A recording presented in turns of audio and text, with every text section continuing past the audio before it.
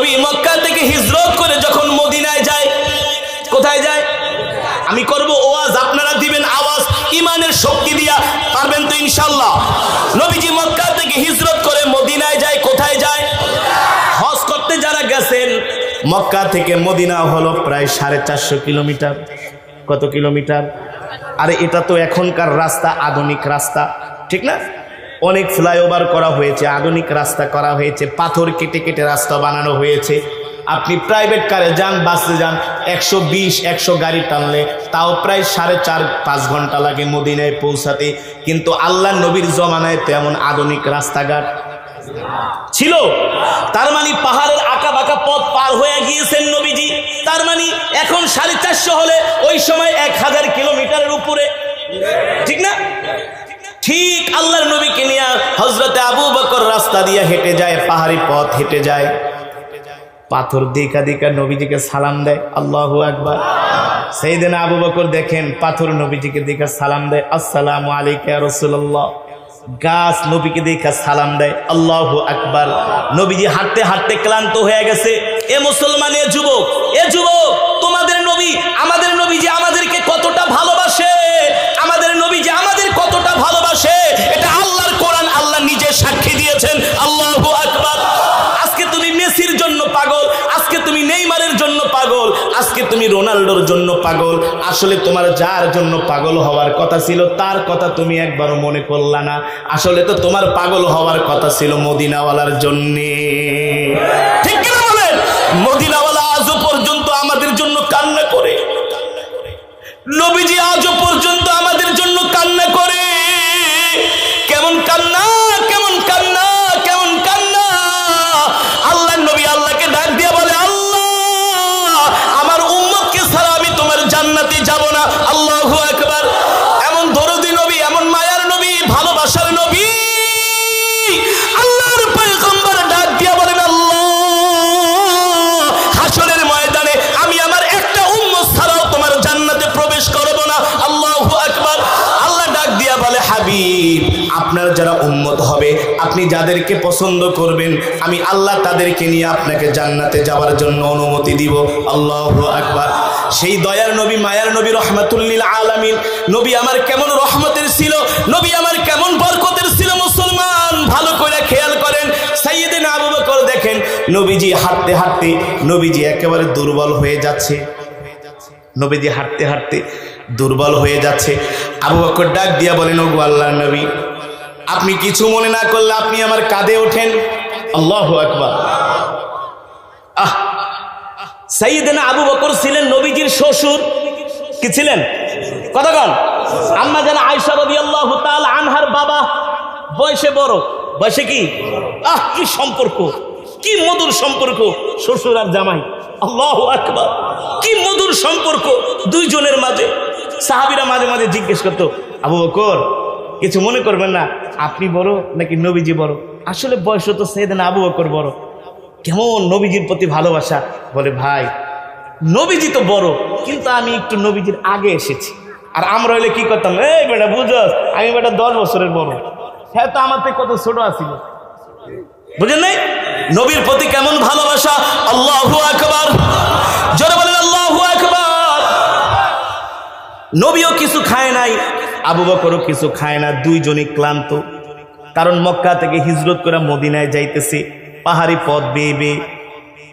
আর একদিক থেকে কাফেরেরা খুঁজতেছে ধরার জন্য, হ্যাঁ, কাফেরেরা খুঁজতেছে ধরার জন্য, ধরতে পারলেই তো শেষ। একদিক থেকে কাফেররা দৌড়াইতেছে, এই পেরেশানি। দ্বিতীয় দিক থেকে রাস্তাঘাটও ভালো করে চিনে না। তৃতীয় হলো পাহাড়ি আঁকা বাঁকা পথ, বড় বড় বন জঙ্গল পাড়ি দিয়া আর কতক্ষণ পারা যায়। এমন গিরিপথ, এমন চিপা চিপা পথ যেখান দিয়া ঘোরাও যায় না। হেঁটে হেঁটে যাচ্ছেন। সাইয়েদনা আবু বকর বলেন, দেখলাম নবীজি হাঁটতে হাঁটতে একেবারে ক্লান্ত হয়ে গেছে, পরিশ্রান্ত হয়ে গেছে, নবীজির আর পা চলে না। আমি নবীজিকে ডাক দিয়ে বললাম, গো আল্লাহর নবী, আপনি আমার কোলে ওঠেন অথবা কাঁধে ওঠেন। আল্লাহর নবী আমার কোলের মধ্যে উঠলেন, আমি নবীকে নিলাম। আমি যখন নবীকে নিয়ে হেঁটে যাচ্ছি, আমি পাথরের উপর পাড়া দেই, পাথরগুলো তুলার মতো নরম হয়ে যায়।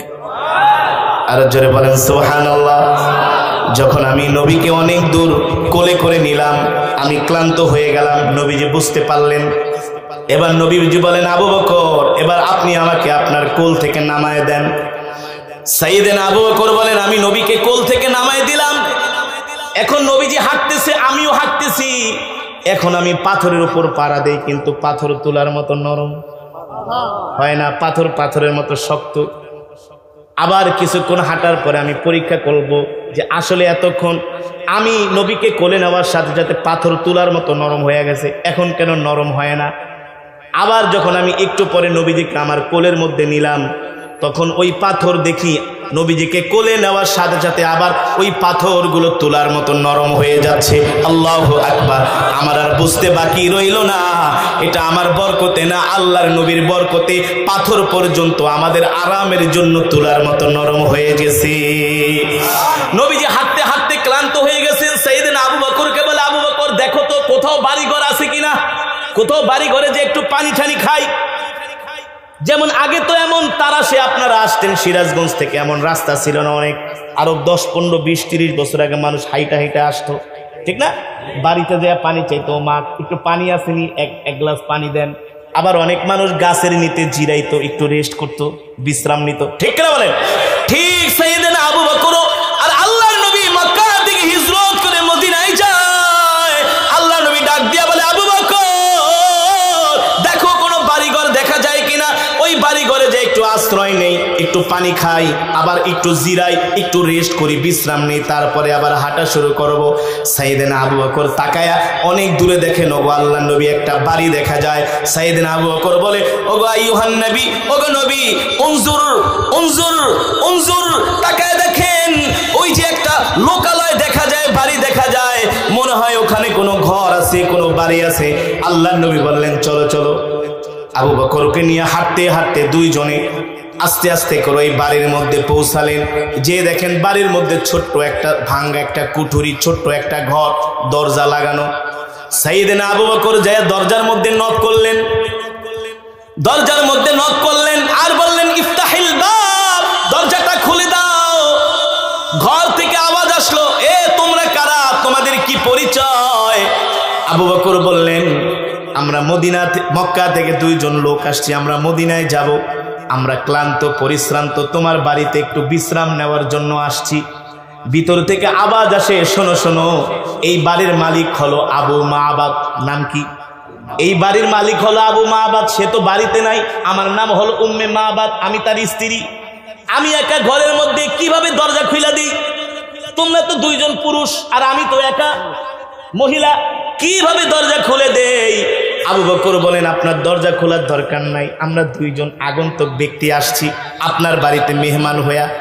যদি ঘরে কোনো খাবার থাকে আমাদেরকে একটু মেহমানদারি করতে পারেন। ওই মহিলা ডাক দিয়া বলে, ভাই রে, আমরা এমন গরিব মানুষ, এত নিঃস্ব মানুষ আমরা, আমাদের ঘরে কোনো খাবার নাই। আমার স্বামী বকরি চড়ানোর জন্য মাঠে গেছে, ওই বকরি চড়াইয়া সন্ধ্যার সময় যখন বাড়িতে আসে, ওই বকরি থেকে দুধ দহন করার পরে যা হয় তাই আমরা স্বামী স্ত্রী খাই, এছাড়া আমাদের ঘরে কোনো খাবার।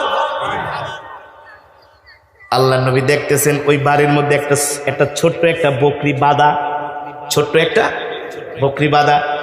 নবীজি বলে, আবু বকর, উম্মে মাবাদের কাছে জিজ্ঞেস করো, এই যে তার ঘরে একটা বকরি বাঁধা আছে, এর থেকে যদি আমরা দুধ দহন করে খাই তার কোনো আফসোস আছে কিনা? আল্লাহু আকবার। কলিজার টুকরা নবী, কতদিন কিছু খায় না, প্রচন্ড গরমের মধ্যে সেই পাহাড়ি পথ, আঁকাবাঁকা পথ পাড়ি দিয়া দিনের পর দিন, রাতের পর রাত এত কষ্ট করে নবীজি মক্কা থেকে মদিনায় গিয়েছে।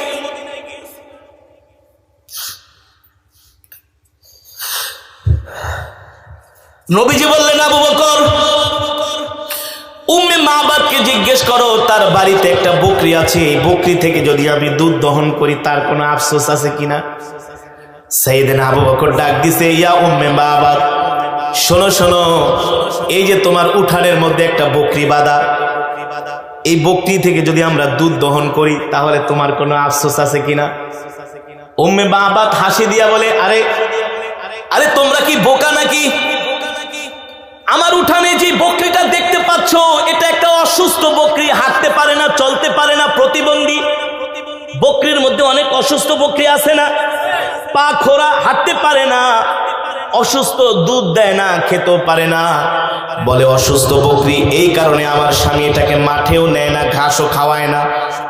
আমরা সন্ধ্যার সময় অল্প অল্প খাবার দিই, কারণ তার থেকে আমাদের কোনো উপার্জন হয় না, আয় হয় না, দুধ দেয় না। আর তোমরা এই অসুস্থ বকরির থেকে কিভাবে দুধ দহন করবা? উম্মে মাবাদ বুঝতে পেরেছিলেন, যখন আল্লাহর নবী তার বাড়িতে প্রবেশ করলেন, বাড়িতে প্রবেশ করার সাথে সাথে আল্লাহর নবীর শরীর মোবারক থেকে খুশবু বের হচ্ছে। আল্লাহু আকবার। নবীজি শুধু দরজার, উম্মে মাবাদ শুধু দরজার একটু ফাঁকা দিয়া তাকায় দেখে তার বাড়িতে একজন যুবক, এত সুন্দর চেহারার যুবক আজ পর্যন্ত সে কোনোদিন দেখে নাই। নবীজির চেহারাটা শুধু দরজার ফাঁকা দিয়ে একটু দেখেছে যে দুইজন ব্যক্তি আমার বাড়িতে আসছে, দেখি কে কে। দেখছে একজন যুবক এত সুন্দর, দেখতে এত সুদর্শন, চুলগুলো এত কালো, হাতগুলো এত সুন্দর, চোখগুলো এত আকর্ষণীয়, তার চেহারাটা এত সুন্দর, মনে হয় দুনিয়ার কোনো মানুষ না, আসমান থেকে ফেরেশতা এসেছে। আল্লাহু আকবার। এমন সুন্দর ছিলেন আমার নবী। আর ওই যে নবীজি ফিস ফিস করে আবু বকরকে শিখায় দেয়, তুমি উম্মে মাবাদ থেকে অনুমতি নাও, যদি এই বকরি থেকে আমি দুধ দহন করি তার কোনো আফসোস আছে কিনা, তার কোনো অবজেকশন আছে কিনা। এই নবীজির কণ্ঠের কথাগুলো উম্মে মাবাদ ঘর থেকে শুনতেছে কান পেতে পেতে। নবীজির কণ্ঠের আওয়াজ এত সুন্দর ছিলেন, আল্লাহু আকবার। উম্মে মাবাদ বলে, আমি এমন কণ্ঠের আওয়াজ আমার জীবনেও কোনোদিন শুনি নাই। আমি তাকে শুধু এক নজর তাকায় তাকায় দেখছিলাম, আমি আমার চোখের নজর ফিরাইতে পারি নাই। আল্লাহু আকবার। সে যখন আমার বাড়িতে প্রবেশ করছে, আমার বাড়িটা পুরা ঘ্রাণ হয়ে গেছে। আল্লাহু আকবার।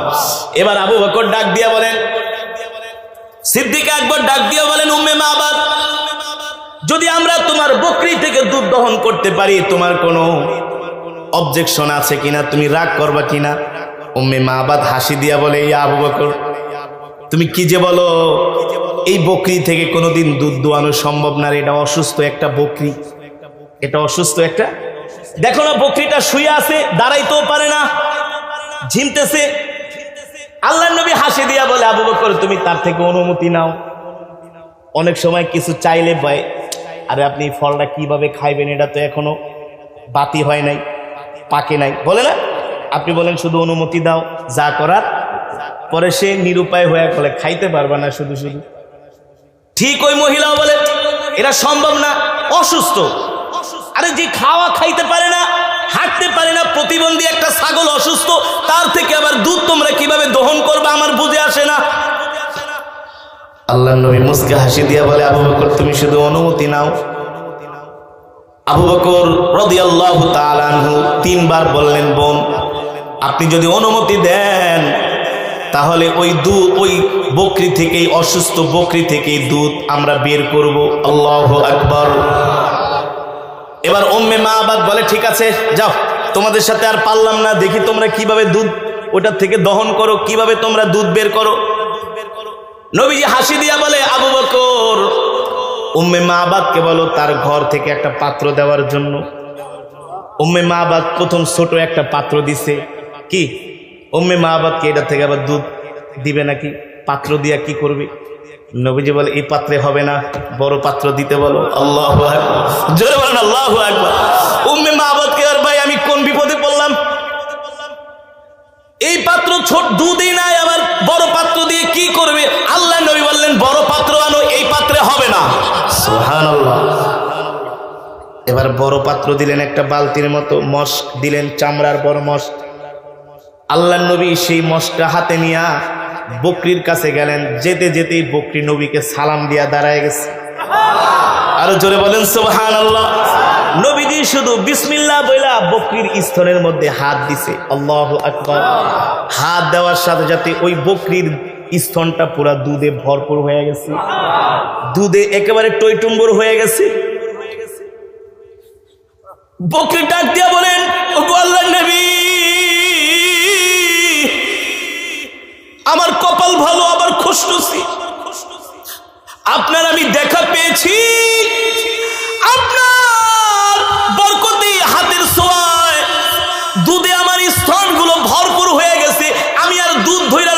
পারছি না, তাড়াতাড়ি করে বের করেন।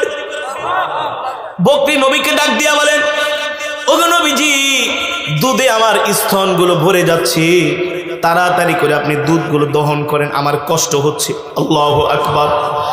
নবীজির হাত মোবারক স্তনের মধ্যে লাগার সাথে সাথে দুধগুলো বের হচ্ছে। দুধ বের করতে করতে একেবারে মস্ক পুরাটা ভরে গেল। আর উম্মে মাবাদ দূর থেকে তাকায় তাকায় দেখতেছে। আল্লাহু আকবার, আল্লাহু আকবার। উম্মে মাবাদ বলে, এটা কোনোদিন সম্ভব না, এটা দুনিয়ার কোনো সাধারণ মানুষের পক্ষে সম্ভব না। ঠিক কিনা বলেন? তিনি দূর থেকে সব দৃশ্যগুলো দেখতেছেন, নবীজির বরকতি হাত দিয়া দুধগুলো দহন করতেছেন।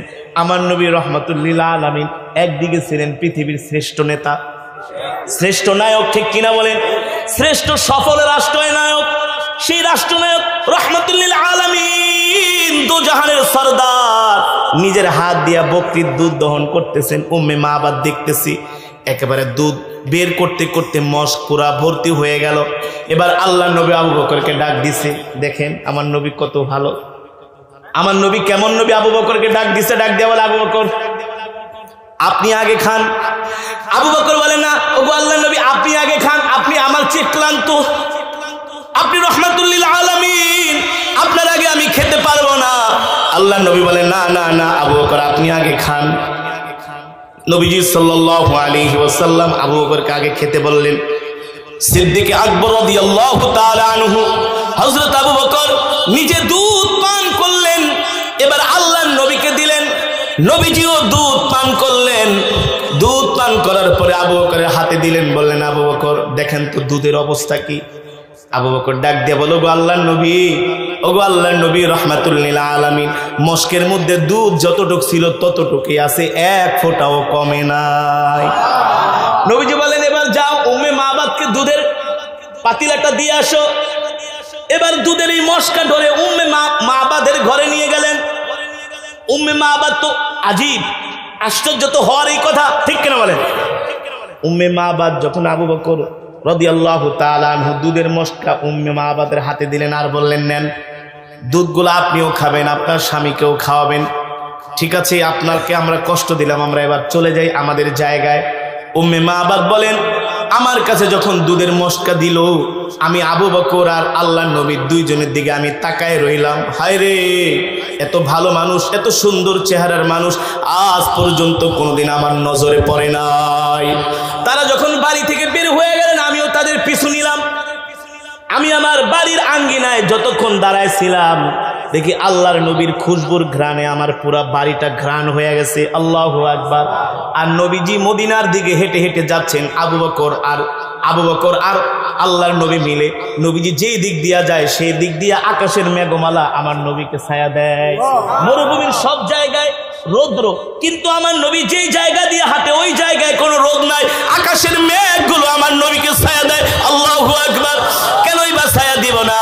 আল্লাহ রাব্বুল আলামিন সেই কথাই তো কোরআনের মধ্যে বলছেন, ওয়ামা আরসালনাকা ইল্লা রাহমাতাল লিল আলামিন। ঠিক কিনা বলেন? আল্লাহর নবী রাহমাতুল লিল আলামিন মদিনার দিকে যাচ্ছেন। সন্ধ্যা হয়ে গেল। ওই বাড়ির যিনি মালিক উম্মে আবু মাবাদ, তিনি বকরি চড়ায় বাড়িতে আসছেন। আসার সাথে সাথে দেখেন বাড়ির মধ্যে ঘ্রাণ, নবীজির ঘ্রাণ এখনো আছে। আল্লাহু আকবার। নবীজির শরীর মোবারকের ঘ্রাণ এখনো আছে। আবু মাবাদ কিছুই জানে না। স্ত্রীকে ডাক দে, উম্মে মাবাদ তাও, ইয়া আল্লাহ, উম্মে মাবাদ বাড়ির মধ্যে এত ঘ্রাণ কোত্থেকে আসলো? আমার বাড়িতে তো এমন ঘ্রাণ হওয়ার কথা না। উম্মে মাবাদ তার স্বামীকে ডাক দে, আসেন আসেন, ঘরের মধ্যে আসেন, আজকে একটা বড় ঘটনা ঘটে গেছে। আল্লাহু আকবার। কি ঘটনা? কি ঘটনা? আপনি যখন দুপুরবেলা সকালবেলা ঘর থেকে বের হয়েছেন, ঠিক ভর দুপুরে আমাদের বাড়িতে দুইজন মানুষ আসছে মক্কার দিক থেকে। কোন দিক থেকে? মক্কার দিক থেকে। এবার উম্মে মাবাদ বলে, শোনেন শোনেন, একজন যুবককে আমি দেখলাম, তার চেহারাটা আমি দেখলাম, এত সুন্দর তার কেশগুলো, চুলগুলো, এত সুন্দর তার চোখগুলো, আইনুন জামিল, এত সুন্দর চোখওয়ালা, আইনুন ওয়াজি, এত সুন্দর চেহারাওয়ালা, এত সুন্দর সুদর্শন যুবক আজ পর্যন্ত আমি মক্কার জমিনে কোথাও দেখি নাই। আবু মাহবাদ বলে, বলো কি? বলে, হ্যাঁ, এখানেই শেষ না। এই যে দেখেন আমাদের অসুস্থ বকরি, আবু মাহবাদ তাকায় দেখে অসুস্থ বকরিটা হাসতেছে আর খেলতেছে, দৌড়াইতেছে। আল্লাহু আকবার। তার স্তনের মধ্যে দুধে ভরপুর। আবু মাহবাদ বলে, স্ত্রী ঘটনা কি? বলে, শোনেন শোনেন, ওই যে যেই যুবকের কথা বললাম, ওই যুবকটা শুধু তার হাতটা বকরির স্তনের সাথে লাগিয়েছেন, সাথে সাথে বকরি দাঁড়ায় গেছে। আল্লাহু আকবার, সুস্থ হয়ে গেছে। বলে, বলো কি? বলে, শুধু এটাই না, ঘরে আসেন, ঘরে আসেন। দেখেন ওই যুবক এই বকরি থেকে এক মশ দুধ তিনি বের করলেন, দুধ দহন করে তারা দুইজনে খেলেন। একটু দুধও কমে নাই, পুরা মস্ক ভর্তি এই দুধের ইটা আমাদেরকে দিয়ে গেলেন, পাত্রটা আমাদেরকে খেতে বলেছেন। এবার আবু মাহবাদ ডাক দেয়া বলে, স্ত্রী তুমি বাহিরে আসো, তুমি আমাকে দেখাও কোন রাস্তা দিয়ে ওই দুইজন লোক আসছে আর কোন দিক দিয়ে গেছে, কোন রাস্তা দিয়ে আসছে আর কোন দিকে গেছে। উম্মে মাহবাদ ঘর থেকে বের হয়ে তার স্বামীকে বলে, ওগো স্বামী, ওই যে দেখায় দেয় উনজুর ইলাল মাক্কা ইলাল ইয়ামিন ইলাল মাক্কা, ডান দিক থেকে যে রাস্তাটা আসছে, এই রাস্তা দিয়ে দুইজন যুবক আসছে। আল্লাহু আকবার, জোরে বলেন আল্লাহু আকবার। ঠিক আবু মাহবাদ ওই রাস্তার দিকে হেঁটে হেঁটে যাচ্ছেন, যতটুকুন যায় ততটুকুনি এই শরীরের ঘেরান, নবীজির শরীরের খুশবুর ঘেরান। আল্লাহু আকবার। অনেক দূর যাওয়ার পরে আবু মাহবাদ বলে, স্ত্রী আমি বুঝতে পেরেছি, যাকে পাওয়ার জন্য আমি এখানে ঘর বানাইছি, যার সাক্ষাতের জন্য আমি এখানে ঘর বানাইছি, যার কথা আমি আসমানি কিতাবের মধ্যে পড়েছি, তিনি আর কেউ না, তিনি হলেন আল্লাহর পয়গম্বর মুহাম্মদ ইবনে আব্দুল্লাহ। আমি আরো আগে আমাদের আসমানি কিতাবের মধ্যে পড়েছি, তিনি মক্কা থেকে হিজরত করে এই পথে তিনি মদিনায় যাবেন। আল্লাহু আকবার। আমি তাকে খেদমত করানোর জন্য এই রাস্তার পাশে ঘরটা বানিয়েছিলাম, কিন্তু তার সাথে আমার দেখা হলো না। ওই স্ত্রী, গাট্টি বস্তা যা আছে ব্যাগটাক রেডি করো, এখানে আর থাকবো না।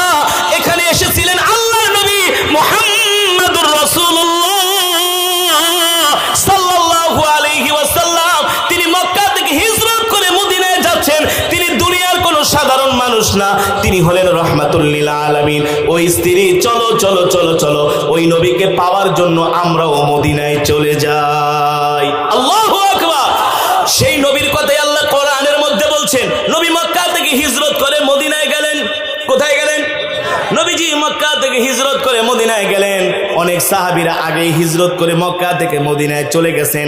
প্রতিদিন সাহাবীরা মদিনার উপকণ্ঠে এসে আল্লাহর নবীর জন্য অপেক্ষা করে, কোন দিন নবীজি আসবেন, কোন দিন নবীজি না আসবেন। নবীজির চাচা আমির হামজা রাদিয়াল্লাহু তাআলা আনহু প্রত্যেকদিন খেজুর গাছের মাথায় উঠে বসে থাকেন সকালবেলা, কোন সময় নবী মক্কা থেকে মদিনায় আসবেন। মদিনার শিশুগুলো, বাচ্চাগুলো, মহিলাগুলো, পুরুষগুলো সবাই নবীকে অভ্যর্থনা জানানোর জন্য, নবীজির জন্য তারা রাস্তার মধ্যে অপেক্ষা করেন। নবীজি মক্কা থেকে হিজরত করে যখন মদিনায় পৌঁছান, নবীজি মদিনায় পৌঁছানোর পরে মদিনার মধ্যে শোরগোল শুরু হয়ে যায়। এ শুনছনি শুনছনি, আল্লাহর নবী মুহাম্মদুর রাসূলুল্লাহ সাল্লাল্লাহু আলাইহি ওয়াসাল্লাম হিজরত করে মদিনায় এসেছেন। আল্লাহু আকবার। মক্কার কাফেরেরা আমার নবীকে অত্যাচার করে মদিনায় পাঠায় দিলেন। আল্লাহর নবী মক্কা থেকে মদিনায় আসলেন। আল্লাহর নবী মক্কা থেকে মদিনায় আসলেন। আল্লাহর নবী মক্কা থেকে মদিনায় আসার পরে মক্কার বিভিন্ন গোত্র প্রধানরা এসে আল্লাহর নবীর সাথে সাক্ষাৎ শুরু করে দিলেন। মক্কার কাফেরেরা আগে থেকেই নবীজির নামে মিথ্যা তথ্য ছড়িয়েছে, বলেছে, এ মদিনার মানুষ, তোমরা শুনে রাখো, আমরা মক্কা থেকে একজন পাগলকে বের করে দিয়েছি। বলেন নাউজুবিল্লাহ। মক্কা থেকে আমরা একজন জাদুকরকে বের করে দিয়েছি, মক্কা থেকে আমরা একজন গণককে বের করে দিয়েছি, মক্কা থেকে আমরা একজন কবিকে বের করে দিয়েছি। সাবধান সাবধান, তোমরা তার ধারে কাছেও যাবা না। মক্কার মানুষ, মদিনার মানুষগুলো আল্লাহর নবীর কাছে আসে, আল্লাহর নবীর সাথে সাক্ষাৎ করে, আর মদিনার মানুষগুলো এই কথা বলতে বাধ্য, এত সুন্দর মানুষ কোনোদিন পাগল হতে পারে না। আল্লাহু আকবার। জোরে বলেন আল্লাহু আকবার। মক্কার কাফেরেরা বলছিল আমার নবীকে পাগল। কি বলছে? ইয়া মুহাম্মদ আনতা মাজনুন, তুমি একটা পাগল। আল্লাহ তাআলা মক্কার কাফেরদের কথার বিরুদ্ধে জবাব দিলেন, ইন্নাকা লালা খুলুকিন আযীম। নবী, আপনি পাগল না, আপনাকে যারা পাগল বলে ওরাই হলো পাগল। আপনি হলেন আমার প্যারা হাবিব, আপনার চরিত্রই হলো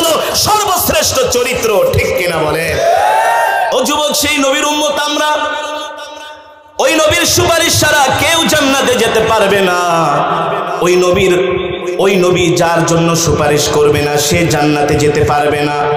ওই নবী রহমাতুল লিল আলামিন, আল্লাহর পয়গম্বর যাকে সুপারিশ করবেন তিনি জান্নাতে যেতে পারবেন।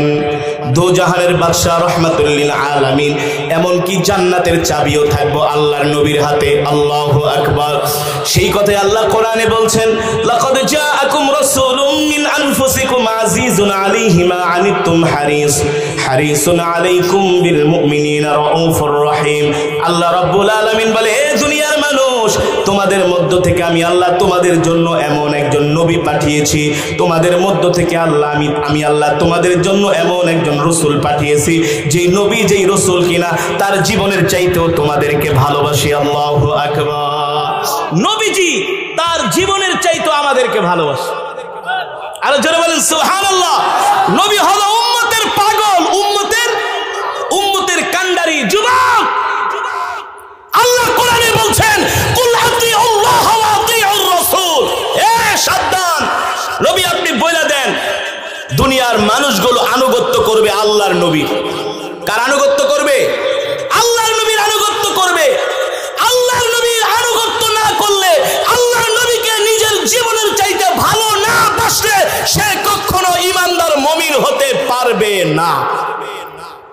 যুবক, আল্লাহর নবীর সম্বন্ধে আল্লাহ তাআলা এই কথা বলেছেন, নবী কুল ইন কুনতুম তুহিব্বুনাল্লাহ ফাত্তাবিউনি ইউহিব্বুকুমুল্লাহ ওয়া ইয়াগফির লাকুম যুনুবাকুম আল্লাহু গফুরুর রহিম। আল্লাহ তাআলা বলেন, নবী দুনিয়ার মানুষদেরকে বলে দেন, তোমরা যদি আল্লাহকে ভালোবাসতে চাও তাহলে আগে নবীকে ভালোবাসতে হবে। এখানে ফুটবল খেলার কথা বলে নাই, মেসি নেইমারের ভালোবাসার কথা বলে নাই, ঠিক কিনা বলেন? কোন নেতা কোন নেত্রীকে আল্লাহ ভালোবাসার কথা বলে নাই। ভালোবাসতে হবে কাকে? জোরে বলেন কাকে? এ মুসলমান, ভালো করে শুনে রাখেন, হাসরের ময়দানে আবার বিচার দিবেন আল্লাহর কাছে যে আল্লাহ, আমরা তো গ্রামের সাধারণ মানুষ ছিলাম, নবীজিকে যে এত ভালোবাসতে হবে এটা তো আমরা বুঝিনি। আমরা তো জানি যে আমাদের জীবনের চাইতে আমাদের নেতাদেরকে ভালোবাসতে হবে, আমাদের এমপিকে ভালোবাসতে হবে, আমাদের চেয়ারম্যান সাহেবকে ভালোবাসতে হবে, আমাদের মাকে ভালোবাসতে হবে, আমাদের বাবাকে ভালোবাসতে হবে, আমাদের সন্তানকে ভালোবাসতে হবে, আমাদের আত্মীয় স্বজনকে ভালোবাসতে হবে। এটা ভেবেছিলাম যে পরিবারের মানুষকে ভালোবাসবো, আমি যেই দল করি দলের মানুষকে ভালোবাসবো, কর্মীকে ভালোবাসবো। আল্লাহ, এটা তো আমি জানতাম, কিন্তু নবীকে যে ভালোবাসতে হবে এটা তো আমি জানতাম না। আজ থেকে শুনে নেন, ভালো করে শুনে নেন, কথাটা জেহানের মধ্যে ঢুকান, অন্তরের মধ্যে ঢুকান। রাসূলের হাদিস, আল্লাহি লা ইউমিনু আহাদুকুম হাত্তা আকুনা আহাব্বা ইলাই মি ওয়ালিদিহি ওয়া ওয়ালাদিহি ওয়ান নাসি আজমাইন। নবীজি বলছেন, এ উম্মত, তোমার সন্তানের চাইতে আমাকে ভালোবাসতে হবে, তোমার পরিবার পরিজনের চাইতে আমাকে ভালোবাসতে হবে, তোমার সম্পদের চাইতে আমাকে ভালোবাসতে হবে। কাকে? নবীজিকে। কাকে? জোরে বলেন কাকে? সবাই বলেন কাকে? নবীজিকে ভালোবাসতে হবে। এমন কি তোমার জীবনের চাইতেও নবীকে ভালোবাসতে হবে। আল্লাহু আকবার বলেন। আল্লাহর পয়গম্বর ডাক দিয়া বলেন, উম্মত, কেন তুমি আমাকে তোমার জীবনের চাইতে ভালোবাসবা না? এ উম্মত, আমি নবী তো আমার জীবনের চাইতে তোমাদেরকে ভালোবেসেছি। আল্লাহু আকবার। আমি নবী তোমাদেরকে এত ভালোবেসেছি, আমি নবী তোমাদেরকে এমন ভালোবাসা দিয়েছি, এমন নজিরবিহীন ভালোবাসা পৃথিবীর কোন পয়গম্বর তার উম্মতকে ভালোবাসে নাই। আল্লাহু আকবার। এ উম্মত, আমি আল্লাহ তাআলার সাথে দেখা করার জন্য মেরাজে গিয়েছিলাম, আল্লাহ তাআলার বাড়িতে আমি গিয়েছি, আল্লাহ তাআলা আমাকে দাওয়াত দিয়া আল্লাহ তাআলার বাড়িতে নিয়ে গেছেন। ওই জায়গায় আমি আর আল্লাহ ছাড়া কেউ নাই। আল্লাহ তাআলা আমাকে দাওয়াত দিয়া আল্লাহর বাড়িতে নিয়ে গেলেন। আল্লাহ আমাকে ডাক দিয়া বললেন, হাবিব, আপনি আমার বাড়িতে আসছেন, আপনি আমার কাছে কি চান? আপনি আজকে আমার কাছে যা চাইবেন আমি আপনাকে তাই দিব। আল্লাহর নবী বললেন, উম্মত, ওই সময় আমি আসআলুকা উম্মি আব্বাস, আমার আব্বা আমার চাচা আব্বাসের জন্য আমি কিছু চাই নাই। আসআলুকা আম্মি আব্বাস, আমি আমার চাচা আব্বাসের জন্য কিছু চাই নাই। আসআলুকি উম্মি ফাতিমা, আমি আমার ফাতেমার জন্য কিছু চাই নাই। আসআলুকি আয়েশা, আসআলুকি আয়েশা, আমি আল্লাহর কাছে আমার আয়েশার জন্য কিছু চাই নাই। আসআলুকা হাসান হুসাইন, আমি আমার হাসান হুসাইনের জন্য আল্লাহ তাআলার কাছে কিছু চাই নাই। আল্লাহ আমাকে ডাক দিয়া বলেন, ওগো আমার কাছে যা চাইবেন আমি আল্লাহ আপনাকে তাই দিব। আল্লাহর পয়গম্বর ডাক দিয়া বলেন, ওগো আল্লাহ, আসআলুকা উম্মতি, আসআলুকা উম্মতি, আসআলুকা উম্মতি। আমি আমার পরিবারের জন্য কিছু চাই না, আমি আমার ফাতেমার জন্য কিছু চাই না, আমি আমার আয়েশার জন্য কিছু চাই না, আমি আমার হাসান হুসাইনের জন্য কিছু চাই না। আল্লাহ ডাক দিয়া বলেন, হাবিব আপনি কি চান? আল্লাহর নবী বলে, আমি আমার উম্মতকে চাই, আমি আমার উম্মতকে চাই। আল্লাহ ডাক দিয়া বলে, আপনি আপনার উম্মতের জন্য কি চান? আল্লাহর নবী ডাক দিয়া বলেন, ওগো আল্লাহ, আমার একটা উম্মতকে আপনি জাহান্নামে দিতে পারবেন না। আল্লাহু আকবার। একটা উম্মতকে আপনি জাহান্নামে দিতে পারবেন না। আল্লাহ তাআলা ডাক দিয়া বলেন, যান, আপনার উম্মতকে আমি জাহান্নামে দিব না। এবার নবীজির মুখে মধ্যে কোনো হাসি নাই, নবীজি হাসে না। আল্লাহ নবী ডাক দিয়া বলেন, হাবিব আপনি হাসেন। আল্লাহর নবী হাসে না। তিনবার আল্লাহর নবীকে ডাক দিছেন, ও আল্লাহ তাআলা, ওগো নবী আপনি হাসেন। আল্লাহর নবী হাসে না। তিনবারের পরে আল্লাহ তাআলা বলতেছেন, হাবিব, হাসরের ময়দানে আমি আল্লাহ আপনার চেহারার দিকে তাকায় থাকব। শাফিআ ওয়া মুশাফফা, হাসরের ময়দানে আমি আপনার চেহারার দিকে তাকায় থাকব, আর আপনার উম্মতকে আমি মাফ করতেই থাকবো। আল্লাহু আকবার। আপনি শুধু সুপারিশ করবেন, একে একে, এই সিরিয়াল, এই সিরিয়াল, তুমি আসো, যাও যাও। ওগো হাবিব, আপনি শুধু আপনার উম্মতকে সুপারিশ করবেন আমার কাছে, আমি আল্লাহ শুধু আপনার উম্মতকে মাফ করতেই থাকবো। যতক্ষণ পর্যন্ত আপনার মুখের মধ্যে হাসি না ফুটবে, ততক্ষণ পর্যন্ত আমি আল্লাহ মাফ করতেই থাকবো। আপনার অনুমতি ছাড়া একটা উম্মতকে আমি জাহান্নামের আগুনে দিব না। আল্লাহু আকবার। জোরে বলেন আল্লাহু আকবার। আল্লাহর নবী বলে, উম্মত, আমি আল্লাহ তাআলার সাথে দেখা করতে যেয়ে বলছি আমার একটা উম্মতকেও জাহান্নামের আগুনে জ্বালানো যাবে। আল্লাহর নবী ডাক দিয়ে বলে, উম্মত এখানেই শেষ না। যখন আল্লাহর নবীর ইন্তেকালের সময় হয়ে গেল, নবীজি অসুস্থ হয়ে গেলেন, আম্মা জান আয়েশাকে বলতেছেন, ওগো আয়েশা, আমার মিসওয়াকটা দাও। আম্মা জান আয়েশা রাদিয়াল্লাহু তাআলা আনহা আল্লাহর নবীকে মিসওয়াক দিলেন। নবীজি সুন্দর করে ওযু করলেন, ওযু করে নবীজি শুয়ে রইলেন। আর আম্মা জান আয়েশাকে ডাক দিয়া বলে, আয়েশা, আইনা উম্মে ফাতিমা, আমার ফাতিমা কোথায়? আমার ফাতিমাকে ডাক দিয়া নিয়ে আসো। হযরত ফাতিমা আল্লাহর নবীর কাছে আসলেন। আল্লাহর পয়গম্বর ডাক দিয়া আম্মা জান আয়েশাকে বলে, আয়েশা রে, একটু পরে আমার ইন্তেকাল হয়ে যাবে, তোমার আব্বা আবু বকর কোথায়? আবু বকরকে একটু ডাক দিয়া নিয়ে আসো। এই দুনিয়ার জমিনে আমার সবচেয়ে আপন মানুষ, কাছের মানুষ ছিলেন আবু বকর। আল্লাহু আকবার। এসে দেখেন আল্লাহর নবী অসুস্থ হয়ে শুয়ে আছেন। সাইয়েদনা আবু বকর দৌড়ে আয়েশা দেখেন নবীজি শুয়ে আছে, নবীজির চোখে পানি। সিদ্দিক আকবর রাদিয়াল্লাহু তাআলা আনহু আল্লাহর নবীর কপাল মোবারকের মধ্যে 3টা চুমু দিলেন। কয়টা চুমু? হঠাৎ করে ঘরের দরজার মধ্যে আওয়াজ আসতেছে। আল্লাহ নবী বললেন, ও ফাতেমা, দরজা খুলে দাও। হযরত ফাতেমা দরজা খুলে দিলেন। দেখেন দরজার পাশে একজন লোক দাঁড়ায় আছে। আল্লাহ নবী ডাক দিয়া বললেন, ফাতেমা, দরজার ওই পাশে কে দাঁড়িয়ে আছে? ফাতেমা বলে, আব্বাজান, এতদিন আমাদের বাড়িতে যারা এসেছে সবাইকে আমি চিনি, আজকে আমাদের দরজার সামনে যে দাঁড়ানো তার চেহারা আমি কোনোদিনই দেখি নাই। আল্লাহ নবী ডাক দিয়া বলে, ফাতেমা রে, তার চেহারা তুমি কিভাবে দেখবা? সে যদি কারো বাড়িতে আসে খালি হাতে ফিরে যায় না। ফাতেমা রাদিয়াল্লাহু তাআলা আনহা বললেন, ওগো প্রিয় আব্বাজান, আপনার কথা আমি তো বুঝলাম না। আল্লাহর নবী বলে, ফাতেমা, আমাদের ঘরের দরজার সামনে যে দণ্ডায়মান, সে দুনিয়ার কোনো সাধারণ মানুষ নয়, সে হলো আল্লাহর ফেরেশতা মালাকুল মউত। যাও, মালাকুল মউতকে ঘরে ঢোকার জন্য অনুমতি দাও। আল্লাহু আকবার।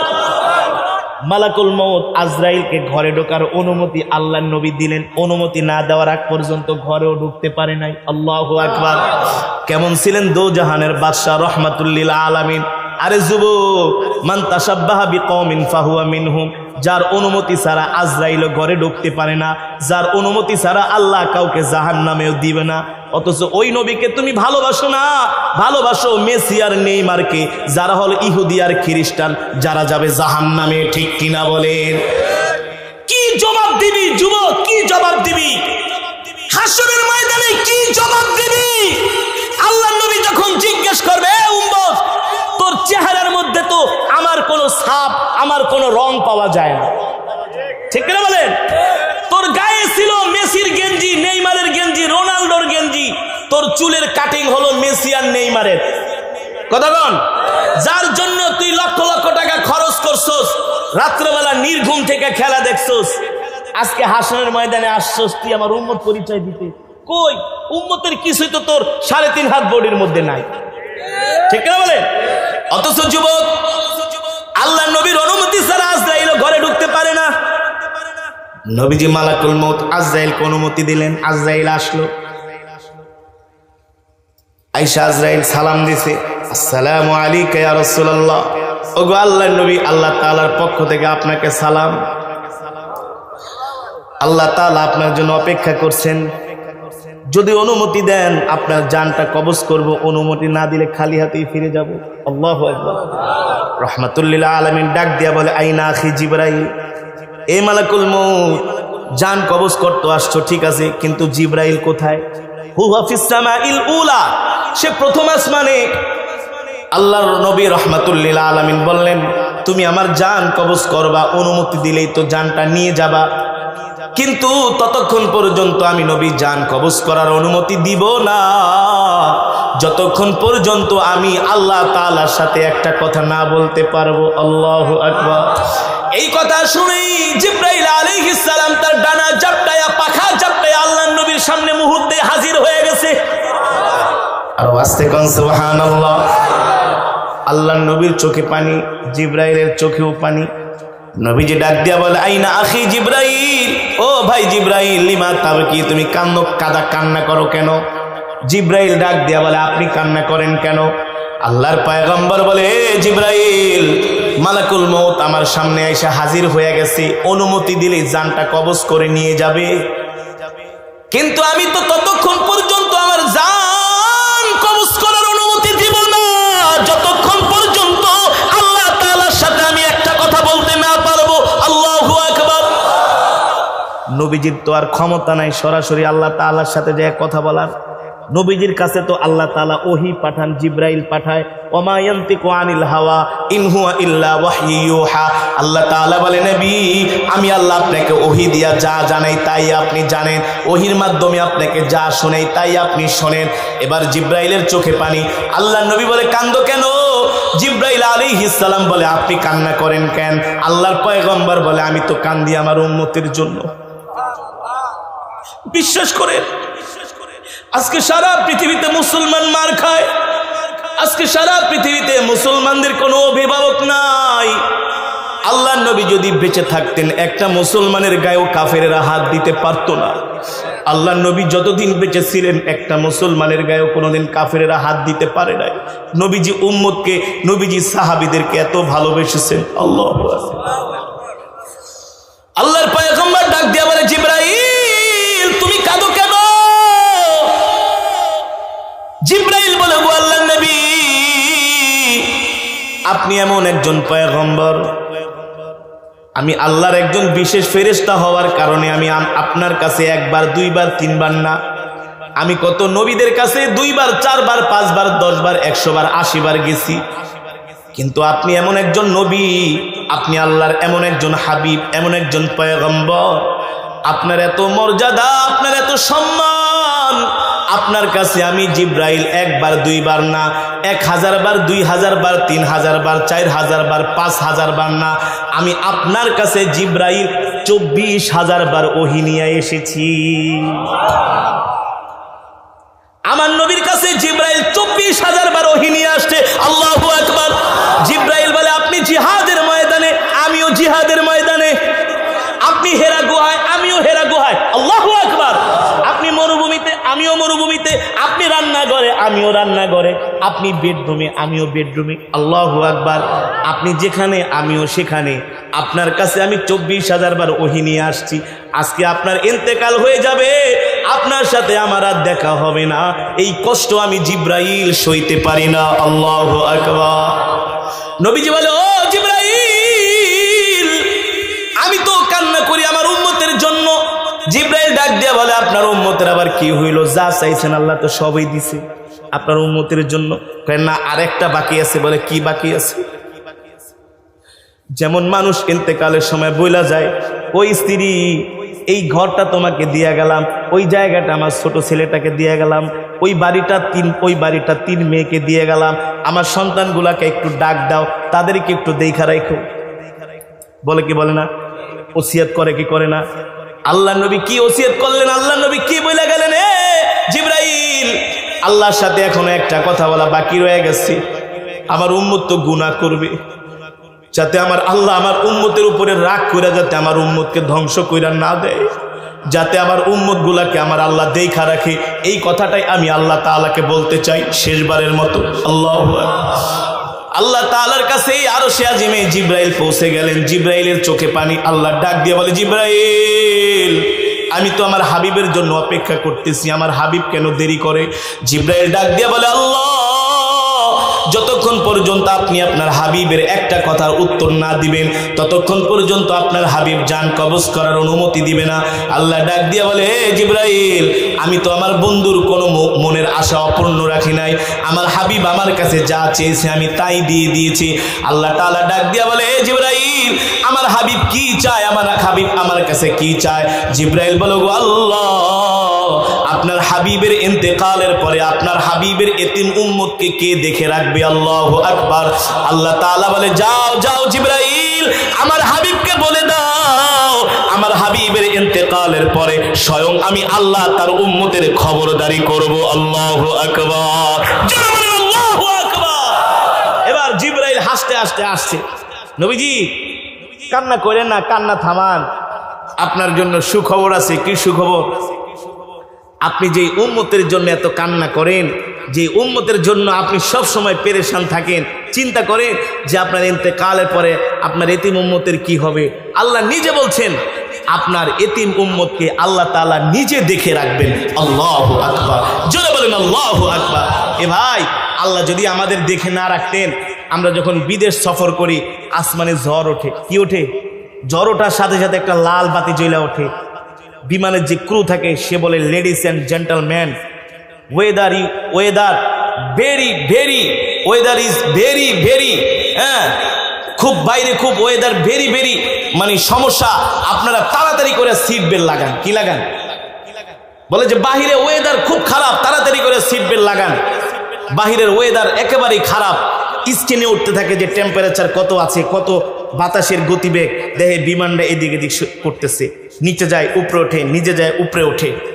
বলে এত প্রবলেম ওয়েদার বাহিরে, বলে বিগ প্রবলেম। আমি এমনভাবে বিমান কাঁপতে শুরু করছে, আমি একটা বিমানের ক্রুকে ডাক দিছি, ব্রাদার প্লিজ কাম।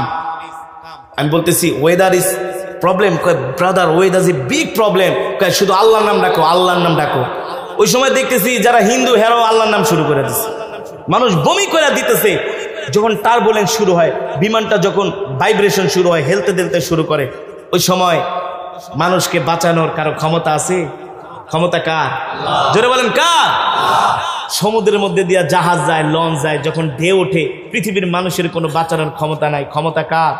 জোরে বলেন কার? আল্লাহর ক্ষমতা। আল্লাহ ঘুমায় না। আল্লাহু লা ইলাহা ইল্লা হুয়াল হাইয়ুল কাইয়্যুম লা তাখুযুহু সিনাতু, তিনি সর্বময় ক্ষমতার মালিক, তিনি চিরঞ্জীব। ঠিক কিনা বলেন? তার কোনো ঘুম নাই, তার কোনো নিদ্রা নাই, ঘুম তাকে আচ্ছন্ন করে না। আল্লাহু আকবার। যিনি হলেন অসীম ক্ষমতার মালিক আল্লাহ। আল্লাহ তাআলা ঘুমায় না, আল্লাহ তাআলা আমাদেরকে পাহারা দেয়। আল্লাহ যদি ঘুমাইতো তাহলে সারা পৃথিবী ধ্বংস হয়ে যেত। বুঝতে পেরেছেন?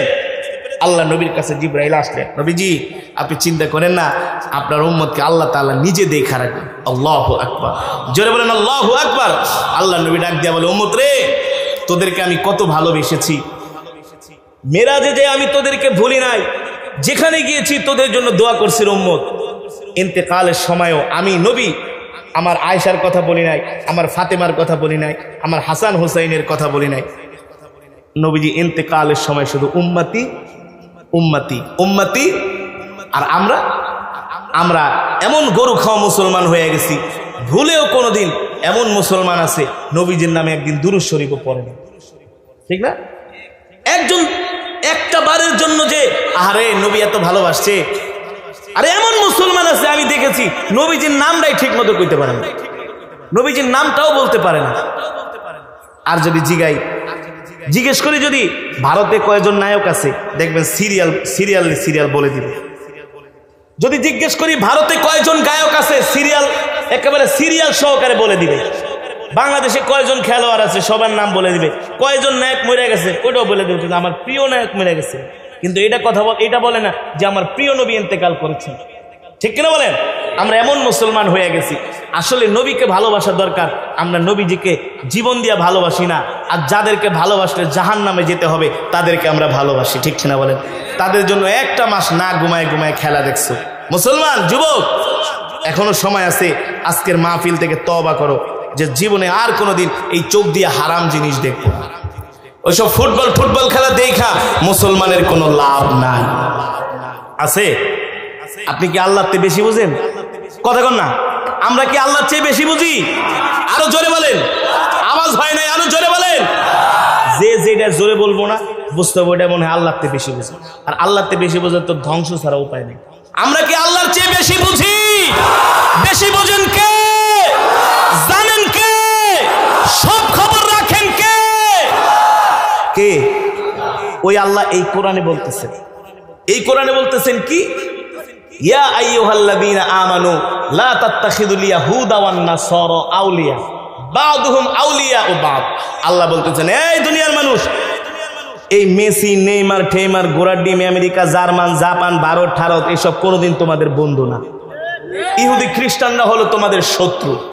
ঠিক কিনা বলেন? কাফের কখনো মুসলমানের বন্ধু হতে পারে? বন্ধুত্ব তারা করে কোন কারণে? স্বার্থের জন্য।